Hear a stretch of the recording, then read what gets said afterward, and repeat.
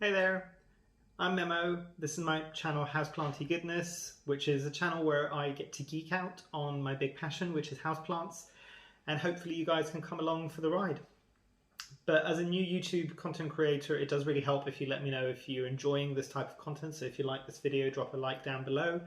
And if you want to see more of these types of videos where I talk a bit more about my plants, the care that I give them in my environment and what has worked for me, do consider subscribing down below. I try to get about 2 to 3 videos a week currently.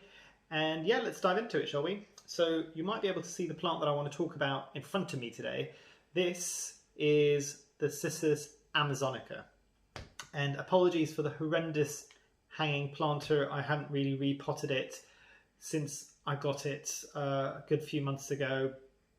And the interesting thing with this is partly a plant that I bought, and partially some of the growth in here is also propagations from another plant that I had bought. But let's dive into this a bit more, shall we?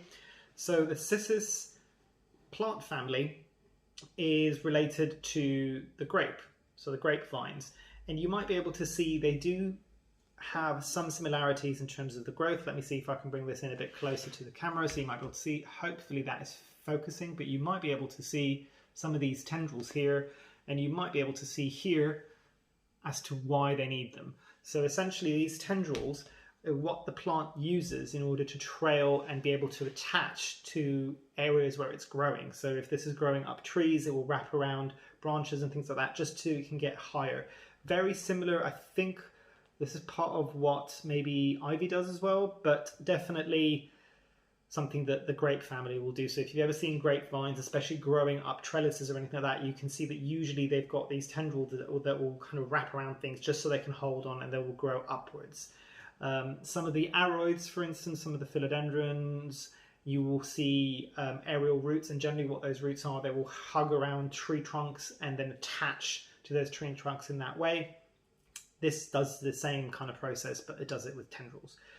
Now, apparently this is a plant that needs a lot of humidity, and I say apparently because I've always had it in my living room. So humidity levels for this plant, that in my care at least, between 50 and 60% max.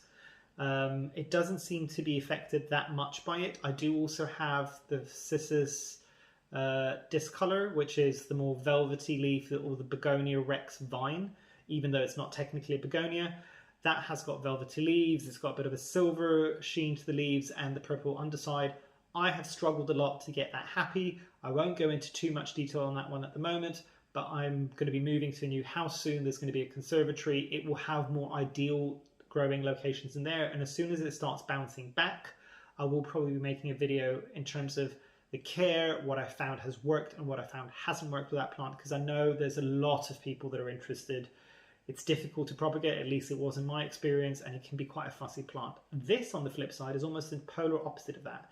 The leaves are a bit more succulent, they're not velvety, so it's not as fussy. In terms of care and what I do for this plant is I currently have this hanging right in a west-facing window. I also had the other plant that I was talking about where I took a propagation and added it to this pot, which I actually let it holiday outside, may have potentially forgotten to bring it back in during the winter months here in the UK, so that plant is no longer there. But I did take some propagations and then kind of put it into the same pot with this to make this even a bushier plant. But I have to say, the one that was living out there, if you do remember to bring them back in, great thing to take outside during the warmer months, even in the UK where it can be a bit cooler. It grew like a weed, so bear that in mind as well. In terms of care, as I said, west-facing window, so bright and direct light. Water, it's not as fussy as some of the other houseplants. It doesn't need reverse osmosis water. It doesn't need distilled water. This has been getting watered by tap water. Seems to be completely fine. At the moment, I don't let it dry out fully like I would do with succulents, or even close to fully like I would with some of my aroids or philodendron more specifically. I will kind of water this just to kind of keep it towards the moist level, probably not as much as an alocasia or even a calathea, but at the moment I'm watering this about once a week in my environment, and it seems to be doing really well. It tends to get fertilized every 2 waterings, even in the winter, because obviously there's growth that's happening. The other thing I will say about this specific plant is it took a while to get going. So it took a while to kind of really start growing. But when it did, so all this new growth, all this fresh green new growth, even now in kind of what would be relatively heavy winter in the beginning of February in the UK, it's growing really nicely. It does take a while to kind of get adjusted in your conditions. I have to say the other plant that I had did it a lot faster, but I got that plant closer to spring, summertime, so that kind of adjusted a lot easier. But this one took its time, but it got there, and it seems to be growing really, really happily at the moment.